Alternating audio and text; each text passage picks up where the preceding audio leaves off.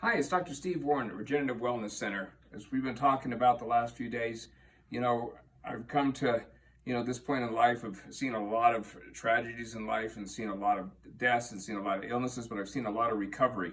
I realize there's traditional ways of dealing with health and there's non-traditional ways, and we're going to talk about them later this week. One of the things that we're talking about really is trying to boost your immune system, because that's the important thing. If you have a good immune system that can fight these infections or fight any insult to your body, you recover better and you're not going to get sick. We know that a lot of these deaths are related to people who've had diabetes or hypertension or heart disease or lung disease. And so by trying to correct those problems, that's a good step, but we want to prevent it.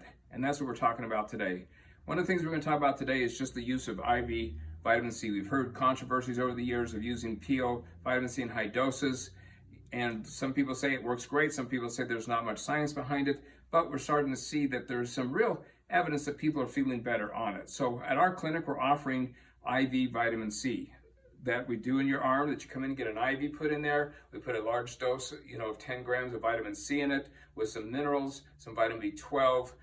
We're using other agents in it. And then at the very end, giving you some glutathione, which is a great antioxidant.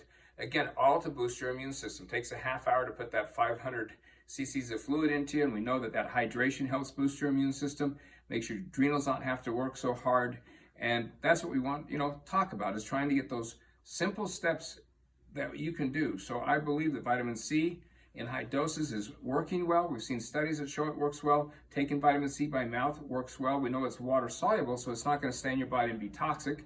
We know like vitamin D, which is great for our body, and all the testing I've done in the last several years, nobody seems to, in my state, in Utah, have vitamin D in their system. So adding vitamin D is good. You can't take too much because it's a fat soluble, sort of vitamin, so it stays in your body.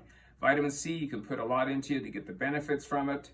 And vitamin D you need to take to get the benefits from it, but you can't take in large doses. So that combination is, again, to boost your immune system.